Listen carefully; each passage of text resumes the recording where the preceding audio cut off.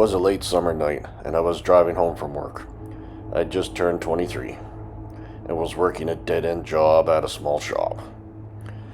Something to pay the bills while I figured out what to do with my life. I wasn't really thinking about much as I cruised down the highway. The night air was warm, and I had the windows down, music playing. That's when I saw her. A woman, maybe in her late 20s, standing at the side of the road, thumb out. At first glance, she looked normal. Dark hair, simple dress, nothing out of the ordinary.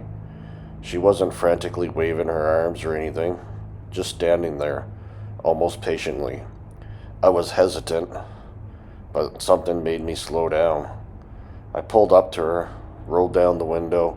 She smiled at me, almost shyly. "Hi, can you help me?" "I'm trying to get to the next town over," she said softly. Her voice was calm, nothing that screamed danger. I didn't think much of it at first. I was a young guy, and maybe I was naive, but I never really believed in the "don't pitch up hitchhikers" warning. So I unlocked the door. She got in, and we were off. At first, she was quiet. She seemed like any other person you'd pass on the road. I tried making small talk, asked her where she was headed. She told me she was just passing through. I didn't have a particular destination, but was hoping to find a place to stay soon.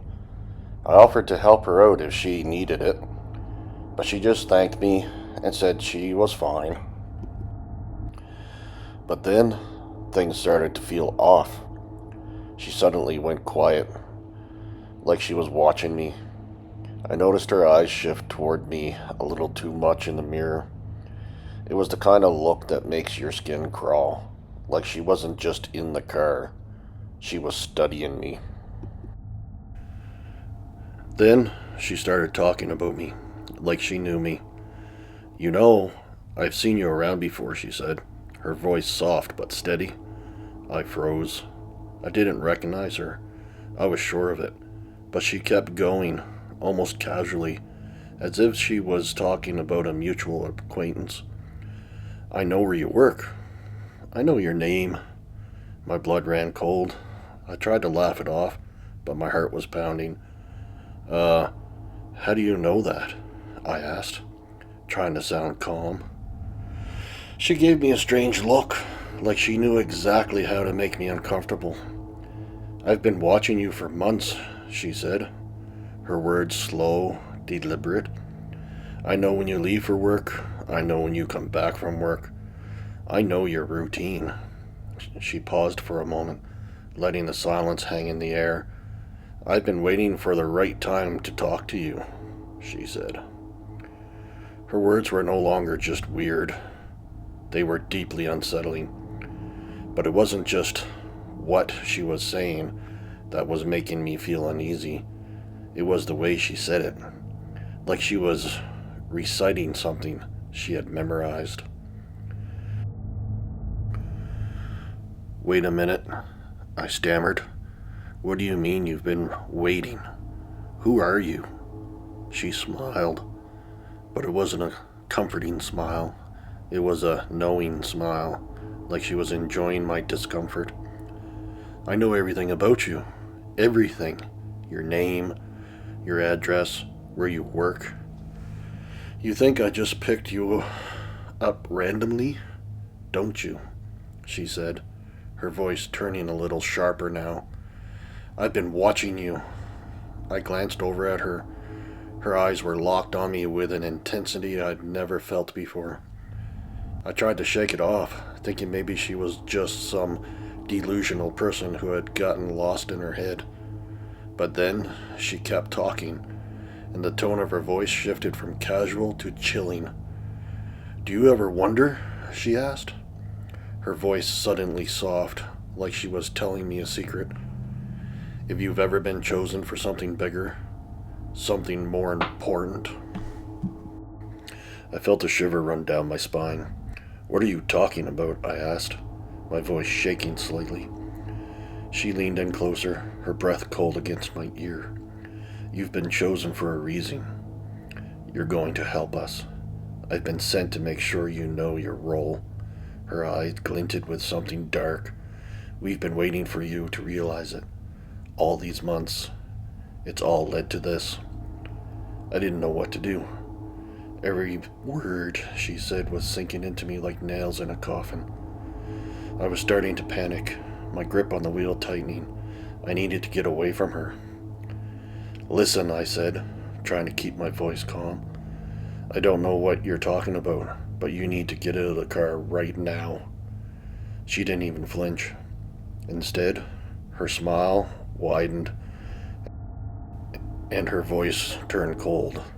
No, you don't understand, she said, almost condescendingly.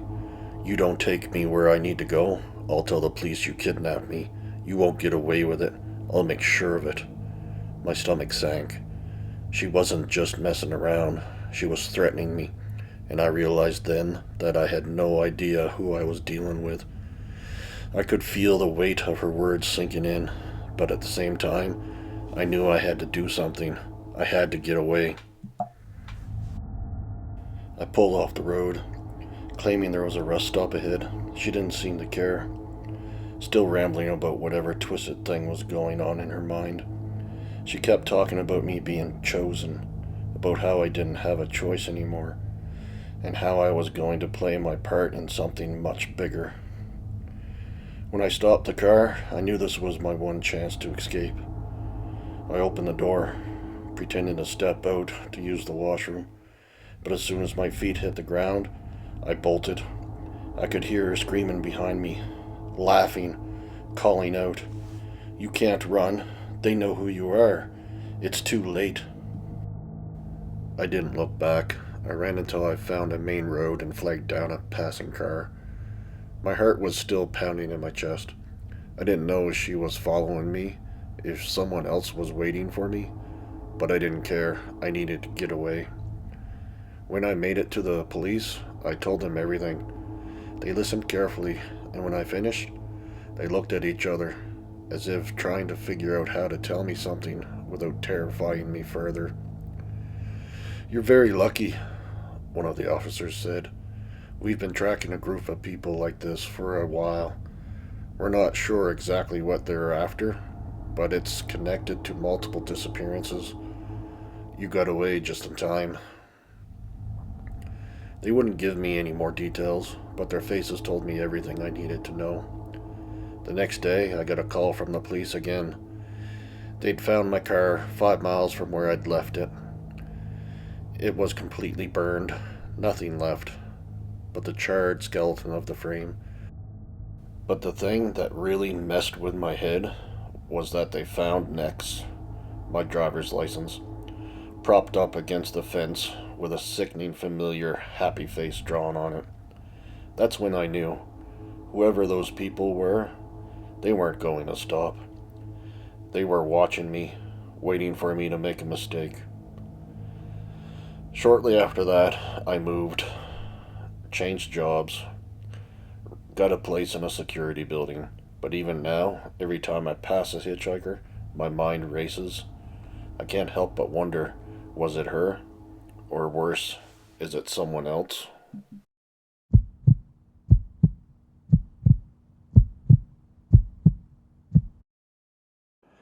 It was supposed to be a normal night out, just a quick drive to the store to grab a few things.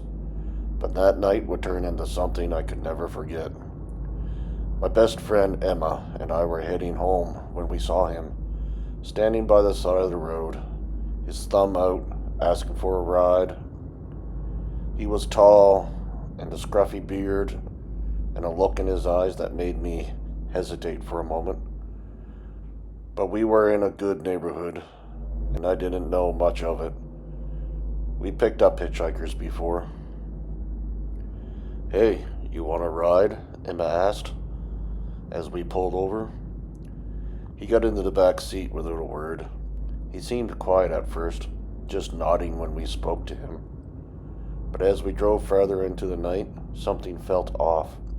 The air in the car grew heavier, and I could feel his eyes on us. but I didn't dare look at him in the rearview mirror. Then out of nowhere, he spoke. I know you two. You're Chris's little sister and her friend, yeah? I know you and how you all think you're so much better than the rest of us. My heart dropped. How did he know us? How did he know Chris? Exchanged a quick glance with Emma, both of us uncomfortable. He continued, his voice laced with bitterness. You have no idea what it's been like for me. I've lost everything, and your brother? He's got it all. He's going to see what it's like to lose it all, just like I did. A cold chill ran through me. His words didn't make sense, but I felt the anger in his voice, real and mean. I shifted nervously in my seat, trying to keep the car steady. What do you mean? I asked, my voice barely above a whisper. But he didn't answer. Instead, he leaned forward, his face inches from mine in the rearview mirror. You should have never picked me up. I could feel my pulse pounding in my ears, my body tensed, and I glanced at Emma, hoping she had a plan. Hey, we're almost at our place. We can drop you off just down the road, I said, trying to sound calm, though I could feel my hands shaking on the steering wheel. He didn't budge. No, you're not dropping me off. Not yet. Suddenly, I knew we were in real danger. He wasn't just some lost guy looking for a ride. This was something much worse.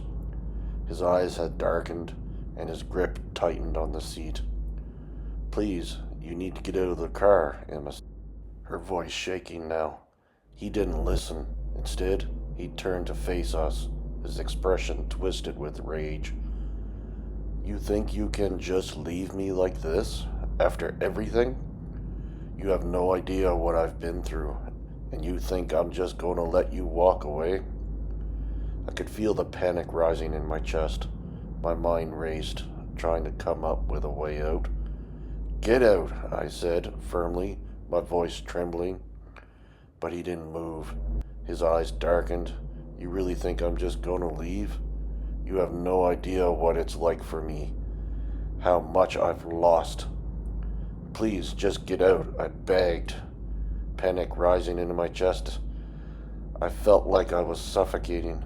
Instead of leaving, he reached across the seat and grabbed my wrist. His grip was tight, and I could feel the heat of his fingers digging into my skin. You think I'm going to walk away from this? From everything I've been through? He hissed. I knew this was the moment I had to act. My mind raced for a way out. He glared at me, tightening his grip on my wrist. You're not going anywhere. I'm not done yet. I felt the panic start to rise again. He wasn't letting up, and I didn't know how much longer we could stay calm. Emma was still gripping the steering wheel, her knuckles white, but she was silent, probably just as terrified as I was. Listen, we're just trying to help you, Emma said, her voice shaky but trying to stay steady. We're not here to hurt you. Just let us go. But his eyes hardened. You think I need your help? No, I don't need any help from anyone. My mind was spinning, trying to think of something, anything to get out of this. We couldn't stay in the car with him. We needed to get away. But how? That's when I saw the small, darkened alley up ahead. It was a narrow street that led to an industrial area, usually empty at night. No one would be around. If I could get us in there, we'd have a better chance of getting away without him causing a scene. I took a deep breath, my heart pounding in my chest, and turned the steering wheel sharply, heading for the alley. Where are you going? He barked. Just a quick shortcut, I said, trying to keep my voice steady. We'll be out in a second. But instead of pulling into the alley, I slammed on the brakes in the middle of the road, causing the car to stop suddenly. He lurched forward, his seatbelt restraining him. His hand released my wrist, and I was quickly twisted in my seat, throwing open the door before he could react. Before he could say anything, I sprinted out of the car. My feet barely touched the ground as I bolted, adrenaline pumping through my veins. I didn't dare look back, not even once. I ran as fast as I could, hearing the screech of tires behind me as the car peeled out. But I didn't stop. I couldn't. I ran for what felt like miles, my heart pounding in my ears, until I found an old rundown store. I pounded on the door, gasping for air, desperate for someone to open up. A woman in her late 60s, probably the owner, answered the door with a tired look on her face. "Please, you have to call the cops. We're being followed," I managed to say between breaths. She hesitated for a second, clearly startled by my frantic state, but then stepped aside to let me in. Emma showed up just as I caught my breath, her face pale and wide-eyed. We were both shaking, and the woman hurried to dial the police. The cops arrived in what felt like no time, and we quickly gave them our statements. The whole time I couldn't shake the feeling that he was still out there somewhere, waiting. The officers told us to stay inside the store and lock the doors, just in case. Later that night, the police called us.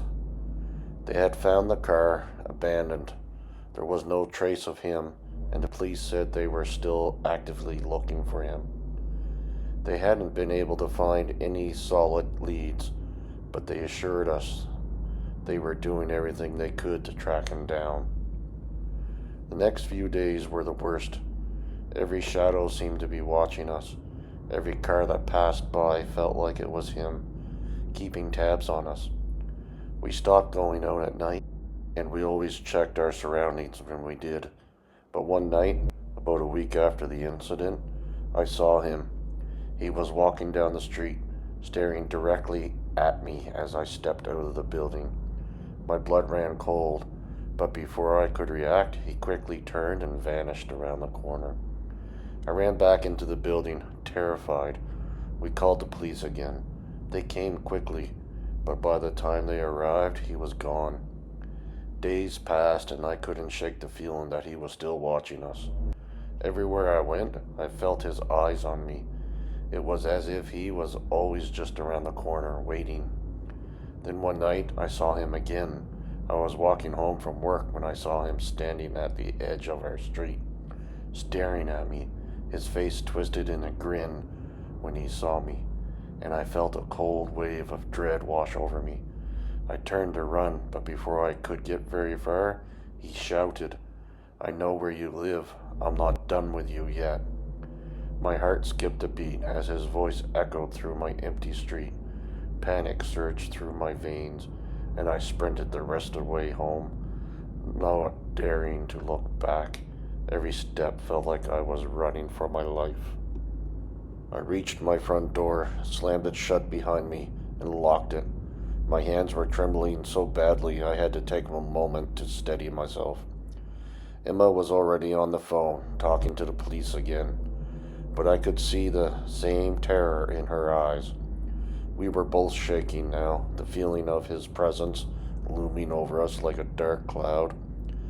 The officers arrived shortly, taking our statements once again. They assured us they were doing everything they could, but I could tell by the look on their faces that they weren't sure how to handle this. They couldn't promise anything, but they said they'd increase patrols around the area.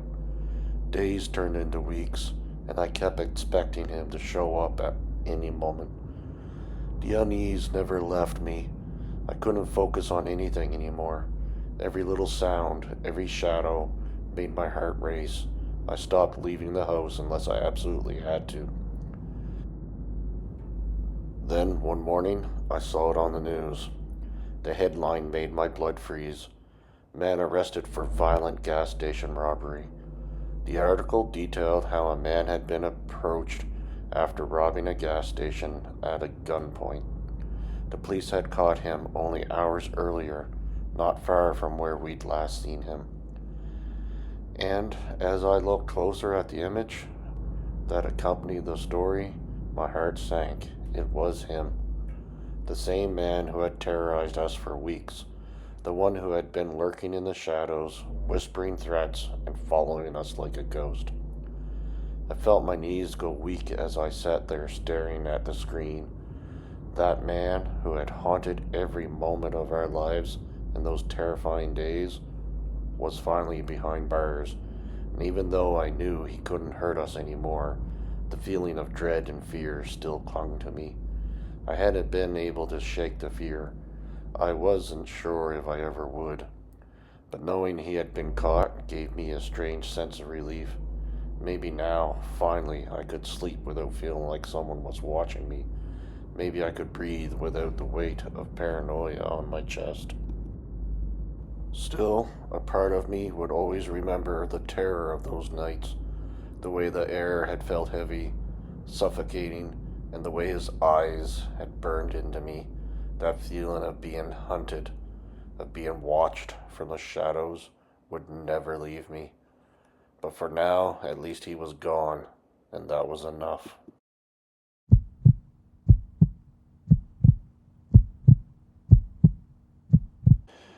It was late on a Thursday night when I decided to head home after a long shift at work. The roads were nearly empty. The only sounds were the hum of my tires against the asphalt and the occasional rustle of leaves blowing across the road. I was tired, ready to just crawl into bed and forget the day had ever happened. As I drove along a stretch of road that bordered a dark forest, I saw him, a figure standing in the dim light of a street lamp, his thumb raised, asking for a ride. He was a tall man wearing a long coat that seemed a little too heavy for the mild temperatures of the evening. His hair was messy and his eyes, well, I couldn't quite make them out in the shadows, but there was something unsettling about them. I hesitated. My gut told me to keep driving, but I had picked up hitchhikers before, and I couldn't bring myself to ignore him. Against my better judgment, I slowed down, rolled down the window, and asked, "Where are you headed?" "Just up the road a bit," he replied with a quiet voice, his eyes never meeting mine. I nodded and unlocked the door.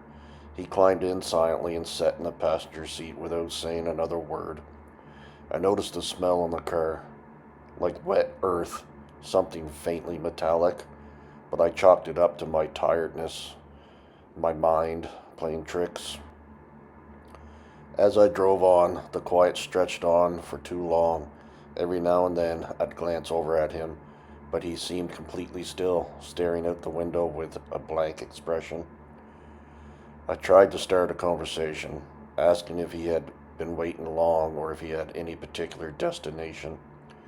He didn't respond, just a low, almost silent hum from his throat, but nothing more. The tension in the car was growing, thick and uncomfortable.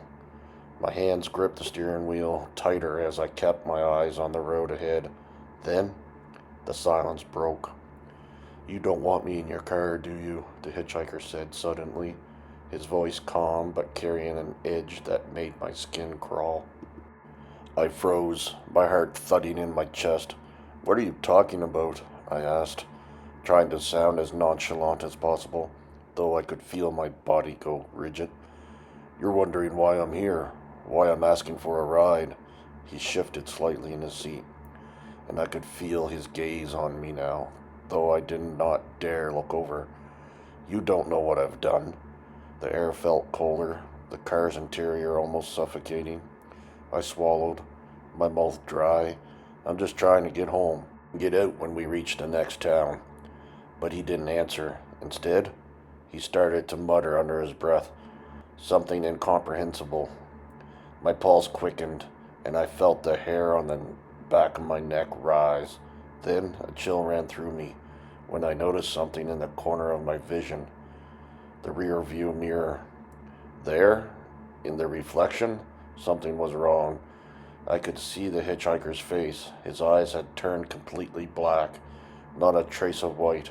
His mouth was twisted into a grimace, but I swear it wasn't the same face I had seen when he'd first climbed in. I could hardly breathe, and in the instant, I knew I had made a huge mistake. I glanced at the road ahead, trying to steady myself. Then he spoke again, his voice much closer this time, as though he was right next to me. You should have never picked me up. I slammed my foot on the brake without thinking. The car screeched to a halt, and the force of it threw both of us forward, my seatbelt digging into my chest. I whipped my head back to look at him, but he was gone. The passenger seat was empty. I couldn't believe my eyes. The road was completely empty, no sign of him anywhere. I panicked, my heart pounding in my throat. I threw the car into reverse, sped away, not even looking in the rearview mirror this time. When I finally reached the nearest gas station, I pulled over, jumped out of the car. I was shaking uncontrollably, my mind still trying to process what had just happened. I rushed inside, my hands trembling as I paid for a bottle of water. The clerk eyed me curiously. You look like you've seen a ghost. You all right? I couldn't even bring myself to tell him what had happened. Instead, I just nodded, muttered something about feeling sick, and left as quickly as I could. I never saw the hitchhiker again, but I haven't picked up anyone since that night, and every time I pass that stretch of road, I can't shake the feeling that I'm being watched, that he's still out there, waiting for the next person to make the same mistake as I did.